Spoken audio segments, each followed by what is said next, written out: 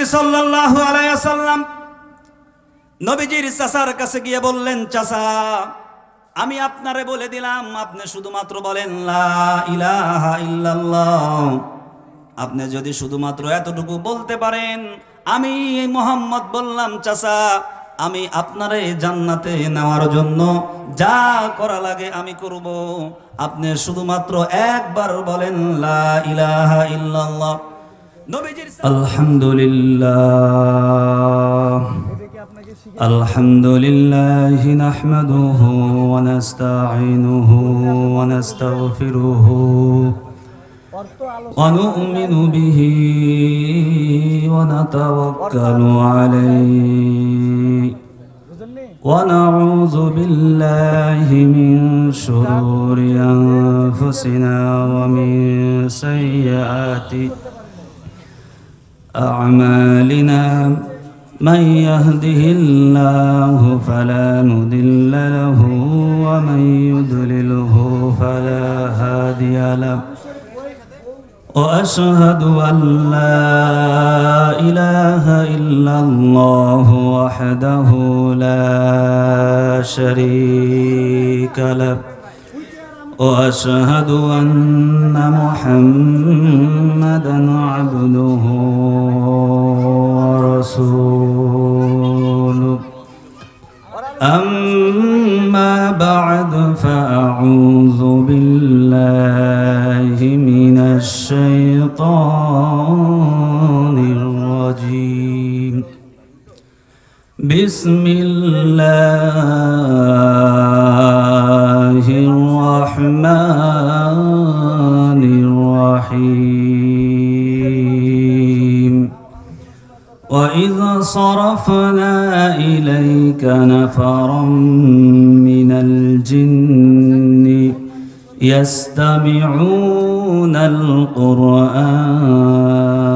القرآن فلما حضروه قالوا أنصتوا فلما حضروه قالوا أنصتوا فلما قضي ولوا إلى قومهم منذرين আধারে যখন ডুবেছিল জাতি, ছিল না আলোর বাতি,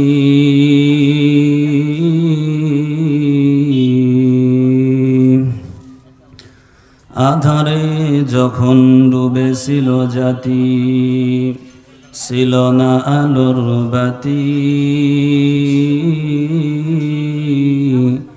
বর্বরতার অন্ধকারে পৌঁছে আরব জাতি, বিটির জন্মে বেজার পিতা খুরিত নতুন ঘর,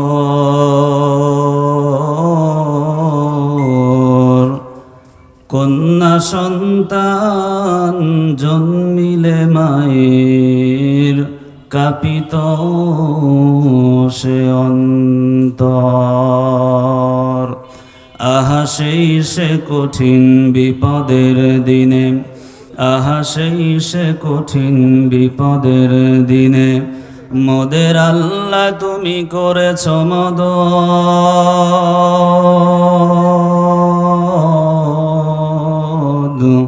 ধরণী মাঝে পাঠিয়ে দিলে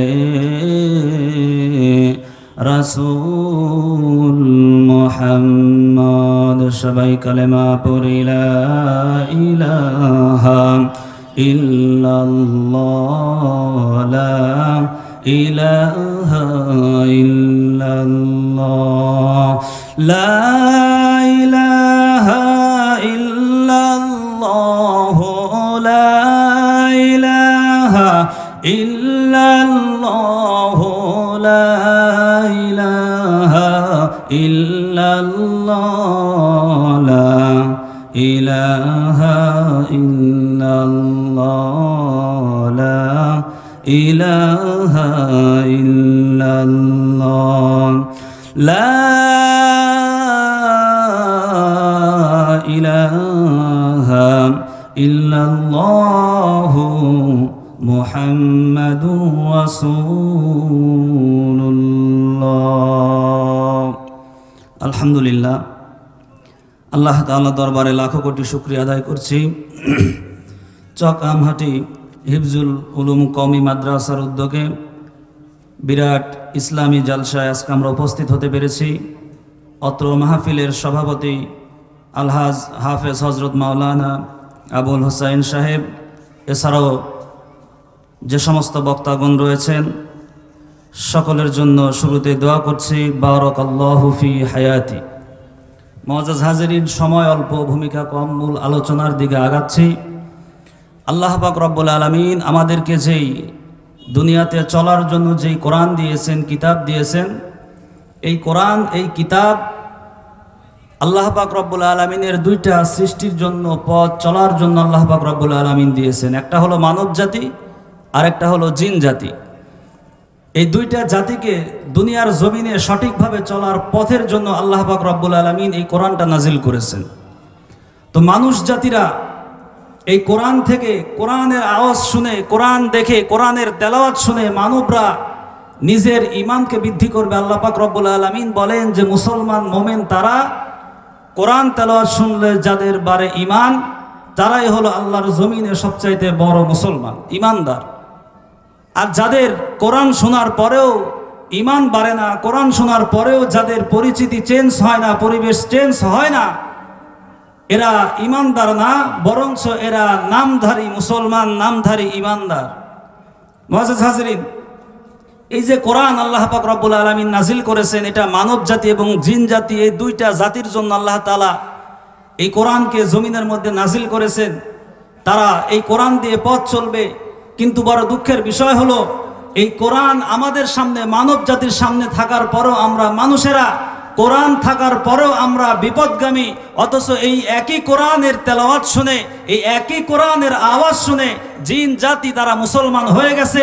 আর বাংলার জমিনের মুসলমানরা, গোটা বিশ্বের মুসলমানরা কোরআন তেলাওয়াত শোনার পরেও অনেকেই আছে যারা বেঈমান হয়ে যায়। কথা বলেন ঠিক কিনা?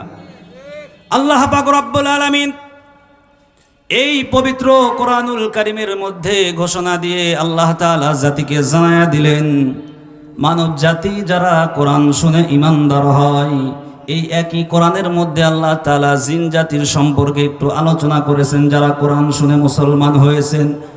শুধুমাত্র কোরআন শুনে মুসলমান হয়েছে এমনটাই না, এমন মুসলমান হয়েছে, কোরআন শুনে তারা এমন মুসলমান হয়েছে, এমন ঈমানদারও হয়েছে, তারা তাদের জাতির কাছে, কওমের কাছে, গোত্রের কাছে এই পবিত্র কোরআনুল কারীমের বাণী তারা তাদের কওমের কাছে পৌঁছায়া দিছে। বলি সুবহানাল্লাহ।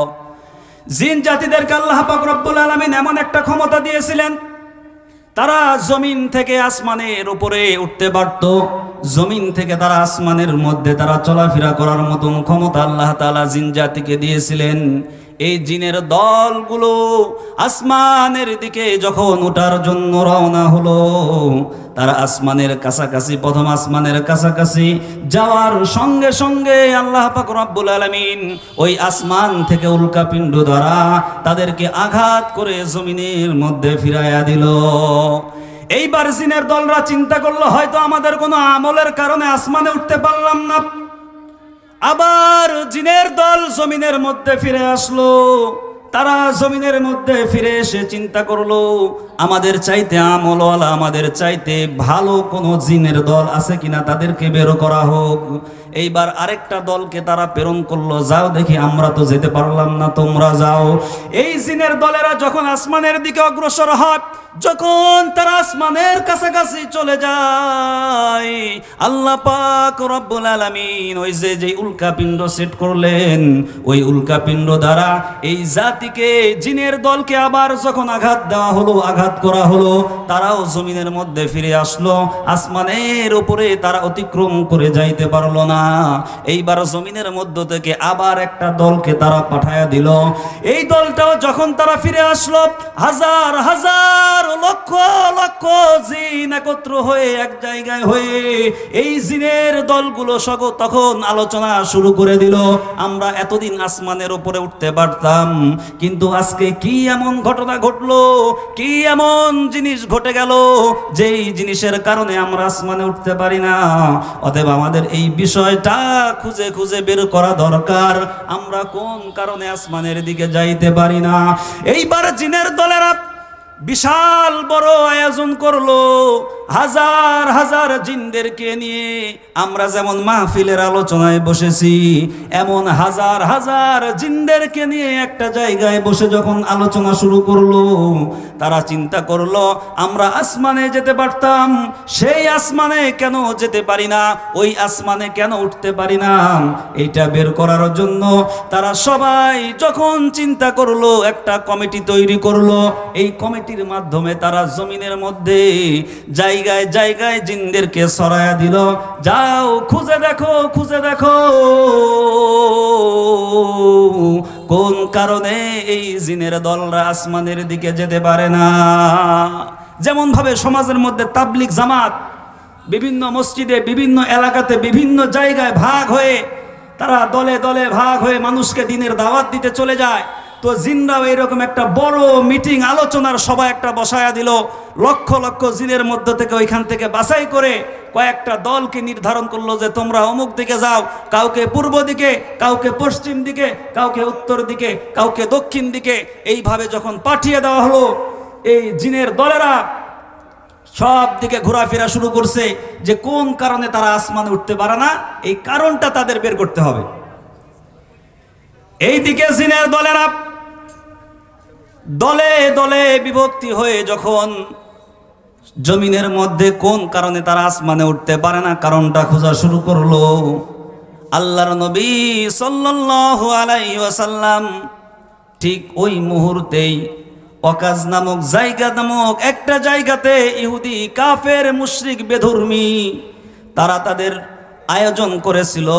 তারা তাদের একটা বছরে বড় আয়োজনের ব্যবস্থা করেছে। ওই জায়গায় হাজার হাজার লক্ষ লক্ষ কাফের বেঈমান মুশরিকরা নবীজি সাল্লাল্লাহু আলাইহি ওয়াসাল্লাম সাহাবীদেরকে বললেন, ও আমার সাহাবীরা, এই যে একটা ওয়াকাজ নামক জায়গাতে হাজার হাজার লক্ষ লক্ষ কাফেররা মুশরিকরা এক জায়গায় হবে, আমরা ওই কাফের বেধর্মী মুশরিকদেরকে দ্বীনের দাওয়াত দেওয়ার জন্য যাব। আল্লাহর নবী সাল্লাল্লাহু আলাইহি ওয়াসাল্লাম সাহাবীদেরকে নিয়ে তাদেরকে দাওয়াত দেওয়ার জন্য রওনা হলেন। এই যে দ্বীনের দাওয়াতে কাজ, এটা আল্লাহ পাক রব্বুল আলামিন কত সুন্দরভাবে নিজাম করে দিয়েছেন। মানুষের মধ্যে দ্বীনের দাওয়াত, যেটাকে ভাগে ভাগে দ্বীনের দাওয়াতের জন্য মানুষ আজকে বের হয়ে যায়, বড় দুঃখের বিষয়, বড় আফসোসের বিষয়। এই দ্বীনের দাওয়াতটাকেও আজকে সমাজের মধ্যে, রাষ্ট্রের মধ্যে দ্বীনের দাওয়াতটাকেও নষ্ট করে দেওয়া হয়েছে। দ্বীনের দাওয়াতকে আগের পর্যায়ে রাখা হয় না, এই কথা বলেন ঠিক কিনা? মাওলানা সাদ সাহেব তিনি আলেমদের থেকে এই দ্বীনকে আলাদা করে দিয়েছেন।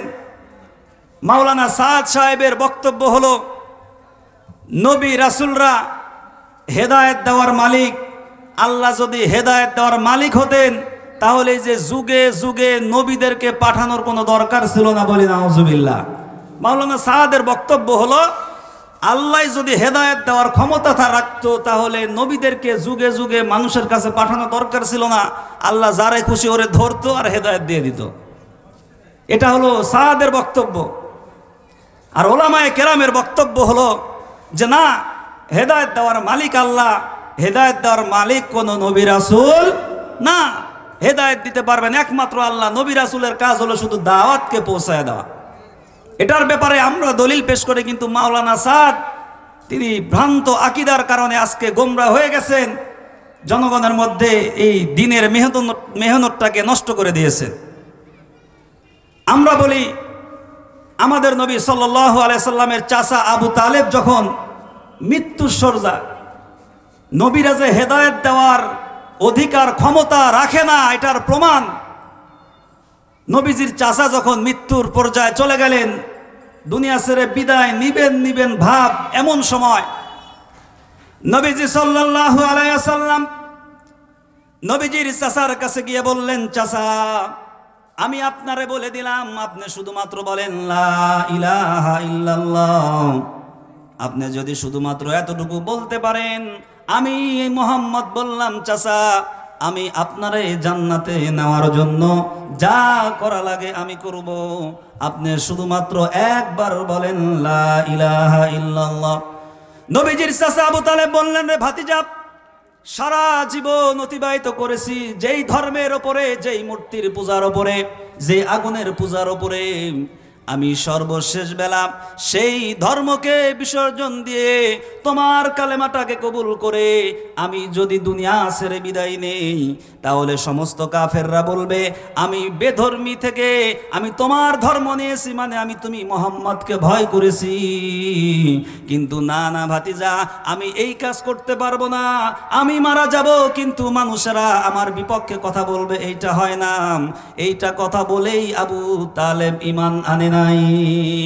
আল্লাহ পাক রব্বুল আলামিন আজরাইলকে পাঠিয়ে দিলেন। আজরাইল জমিনের মধ্যে আসলেন, আবু তালেবের জীবনটাকে, জানটাকে কবজ করে নিয়ে চলে গেলেন।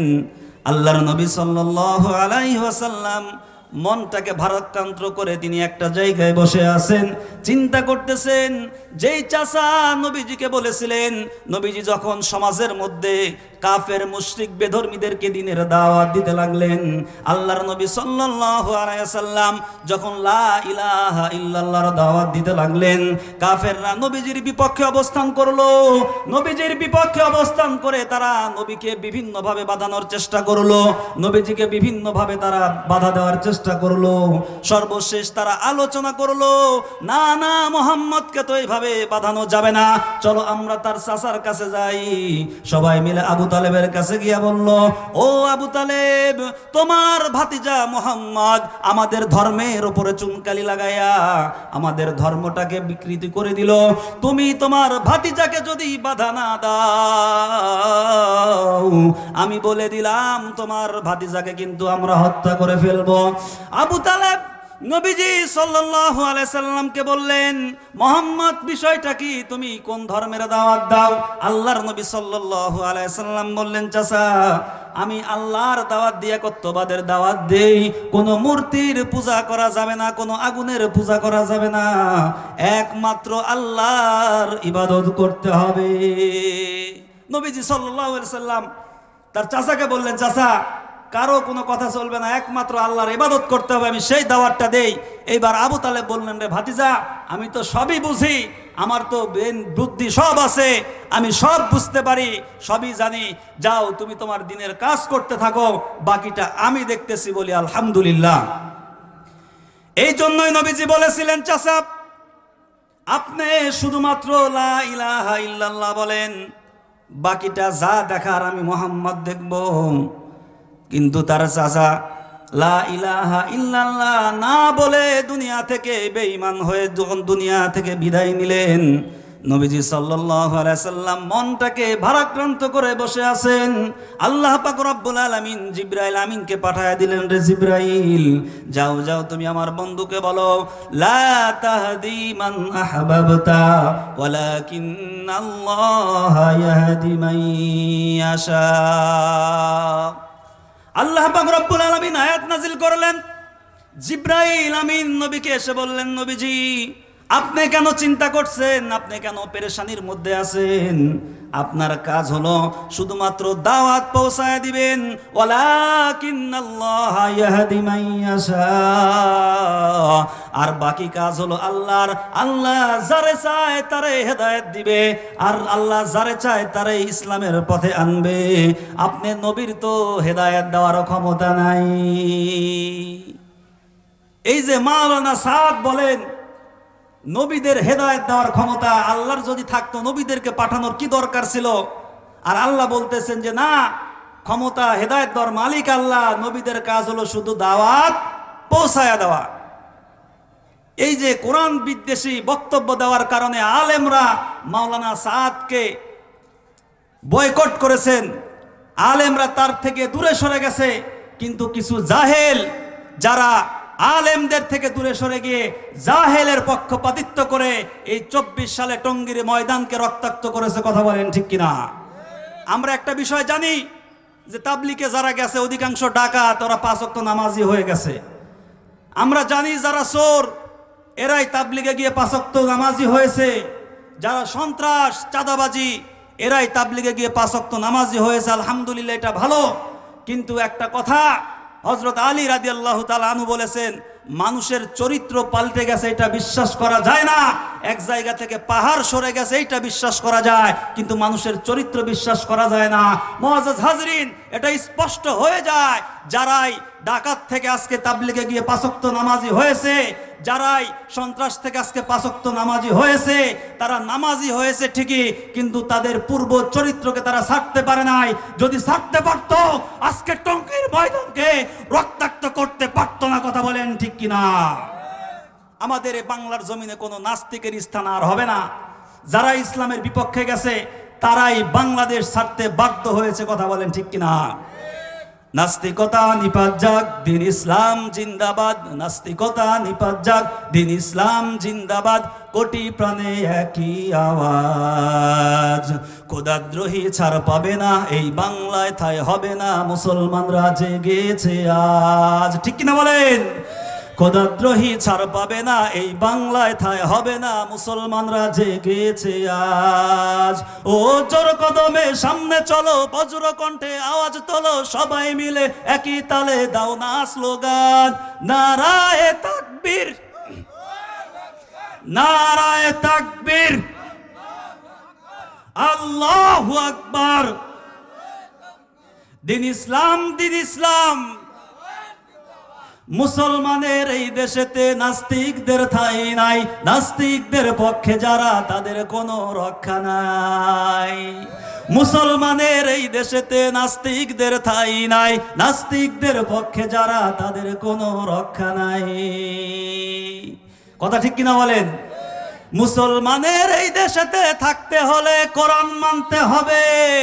কোরআন না মানলে তারা বিতাড়িত হবে।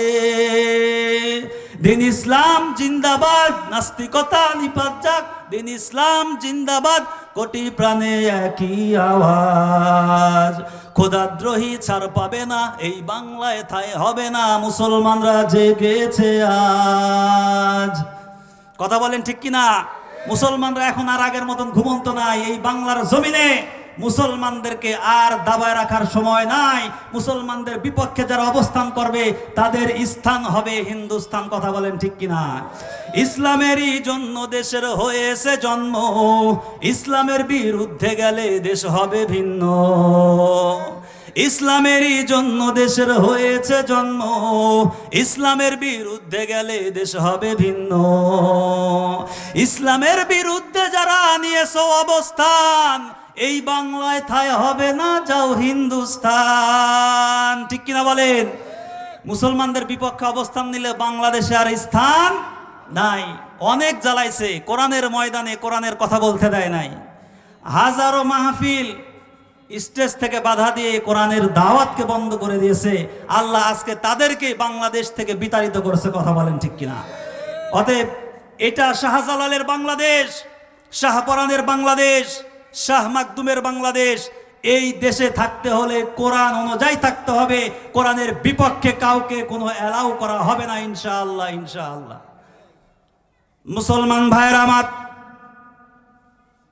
যেই কথা বলতেছিলাম, এই যে জিনের দল, এই জিনের দলেরা তারা যখন আসমান দিয়ে চারদিকে ঘোরাঘুরি করতে লাগলো, কোথায় কোন কারণে তারা আসমানের উপরে যেতে পারে না, আল্লাহর নবীজি সাল্লাল্লাহু আলাইহি ওয়াসাল্লাম তখন নবীজি সাহাবীদেরকে নিয়ে ওয়াকাজ নামক জায়গার দিকে রওনা হলেন। ওয়াকাজ নামক জায়গার দিকে নবীজি সাল্লাল্লাহু আলাইহি ওয়াসাল্লাম দিনের মেহনতি দাওয়াত নিয়ে যখন রওনা হলেন, সাহাবীদেরকে নিয়ে আল্লাহর নবী সাল্লাল্লাহু আলাইহি ওয়াসাল্লাম পথের মধ্যে রওনা হয়ে হাঁটতে হাঁটতে তিনি চলে গেলেন। নবীজি সাল্লাল্লাহু আলাইহি ওয়াসাল্লাম যখন নাখলা নামক জায়গাতে গিয়ে অবস্থান করলেন, এই নাখলা নামক জায়গাতে অবস্থান করা অবস্থায় ফজরের নামাজের সময় হয়ে গেছে। চারদিকে যখন আজান হয়ে গেল, নামাজের সময় হয়ে গেল, নবীজি সাল্লাল্লাহু আলাইহি সাল্লাম ওয়াকাজ নামক জায়গাতে সাহাবীদেরকে নিয়ে বসে অবস্থান শুরু করলেন যে মুসলমানরা কোরআন শুনে তারা ঈমানদার হয়, আর এই একই কোরআন শুনে বাংলার জমিনে বিভিন্ন নামধারী মুসলমান তারা নাস্তিকতার পরিচয় দিয়েছিল। কথা বলেন ঠিক কিনা? তারা বিভিন্ন স্টেজ থেকে কোরআনের আওয়াজকে বন্ধ করে দিয়েছিল। যেই কোরআনের আওয়াজ বন্ধ করতে গিয়েছে, যারা বাংলার জমিন থেকে ইসলামকে বিতাড়িত করতে চেয়েছিল, যারা বাংলার জমিনের আলেমদেরকে হত্যা করেছে, যারা বাংলার জমিন থেকে ইসলামকে দূর করতে চেয়েছিল, আমার আল্লাহ তাদেরকে বাংলার জমিন থেকে দূর করে দিয়েছে। কথা বলেন ঠিক কিনা? এটা আমাদের জন্য সৌভাগ্যের বিষয়। আলহামদুলিল্লাহ, আমরা চাইলে যেখানে সেখানে মাহফিল করতে পারবো, কিন্তু আগে মাহফিল করতে গেলে ওদের পিছনে ঘুরতে ঘুরতে জুতা শেষ। কত বাধা, সব বাধা বিপত্তিকে আমরা পার করে 5 আগস্টের পর থেকে আলহামদুলিল্লাহ আমরা কোরআনের আওয়াজ, কোরআনের ময়দানকে সুন্দরভাবে কায়েম রাখতে পেরেছি। যেখানে সেখানে কোরআনের কথা বলতে পারছি, এটা আল্লাহ তাআলার পক্ষ থেকে আমাদের জন্য বিশাল একটা নেয়ামত। তো এই যে জিনরা নবীজি দাওয়াত দেওয়ার জন্য যখন নাখলা নামক জায়গাতে গিয়ে পৌঁছলেন, ঠিক সেই নাখলা নামক জায়গাতে ফজরের নামাজ শুরু করলেন, আর জিনদের একটা দল তারা উপর দিয়ে ঘুরে যাচ্ছিল। নবীজি নামাজ শুরু করছেন আর জিনের দল সেই দিক দিয়ে যাচ্ছিল। আল্লাহ তাআলা এই জিনদের দলকে ফিরাইয়া দিলেন। নবীজি দাঁড়ায় দাঁড়ায় নামাজ আদায় করছেন, নামাজের মধ্যে কোরআন তেলাওয়াত করছেন, আর জিনরা নবীজির পাশে দাঁড়ায় দাঁড়ায় কোরআন তেলাওয়াত শুনতেছিলেন।